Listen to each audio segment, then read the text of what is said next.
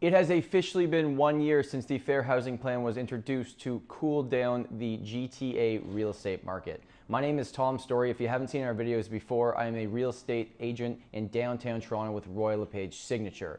I thought, it's now been a full year since fair housing came into place. Let's take a look at what's changed, what stayed the same, and what we can expect moving forward. First, we have to sum up why the Fair Housing Plan was introduced and why it came into place. Long story short, our real estate market saw a 26% increase from January 2017 until April, from $770,000 average price until the peak at $920,000 average price. So that was just unsustainable. The government was worried. They came in to try and cool down the market. So on April 20th, 2017, Kathleen Wynne and the Liberal government introduced the Fair Housing Plan. Now this was a 16-point plan, but the two main ones were rent control and foreign buyer tax. Now when this plan was introduced, there was a lot of media coverage of it. Psychologically, it kind of got into people's minds, and overall the plan worked. It cooled down a market that frankly was moving at an unsustainable pace. If you go back to April of last year, the average detached property in the 416 area of Toronto was $1.6 million. The average semi-detached property is $1.1 million, and the average condominium property was about $580,000. But what I really want to focus on is the price gap. So if you go back to last year, the average condo was $580,000 at the peak of the market, and at the peak of the market, the average semi-detached home was $1.1 million. That's a $520,000 price gap. And when you get into the detached market, it's just over $1 million price gap between buying a condo and buying a detached home. Now, before we move into the numbers for what's happening today, we have to also look back at rent control, because this was a very hot button issue in the Fair Housing Act. Rent control was put into place, and essentially a landlord could not increase the rent of a tenant after that 1 year term more than the CPI index that came out. So for 2018, it was 1.8%. Previous to that, they could increase the rent amount after that first 1 year period as much as they wanted. Now, when this came out, and I stand by this today, what I said was this is a short-term solution causing a long-term problem.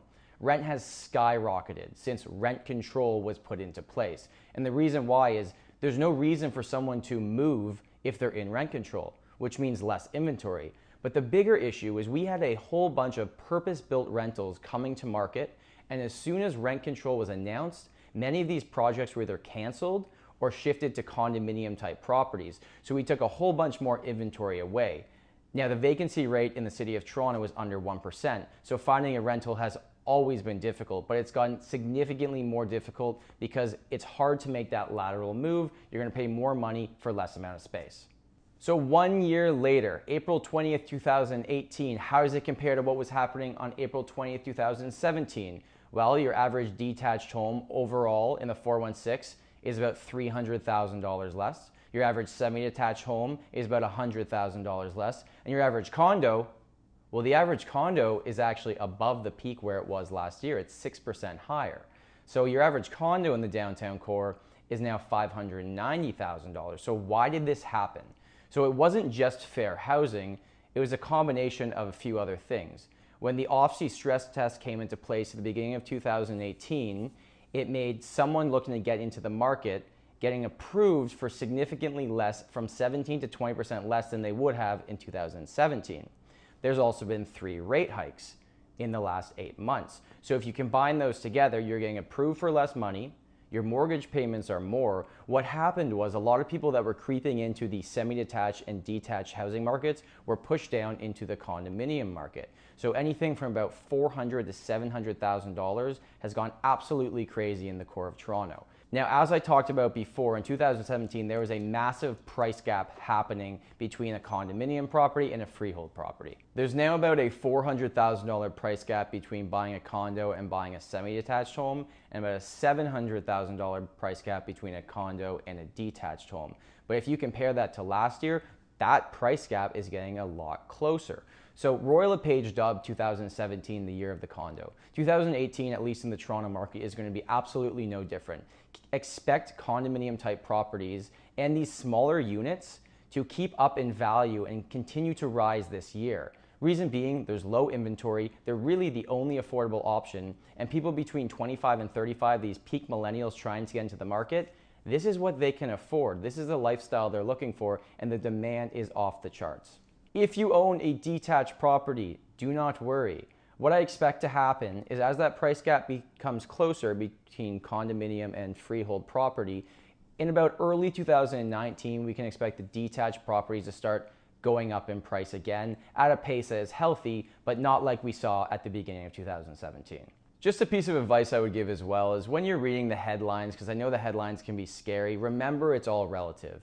If you think you missed out on the boat of winning the lottery last year by not selling your home, well, just keep in mind that if you sold your home in that market, you had to buy a home in that market. And if you sell your home today, you have to buy a home today. So it is all relative. Remember, what really matters is not what's happening in the overall market, because real estate is hyper-specific looking at the pockets. So if you're looking to sell your home, understand what's happening in that pocket.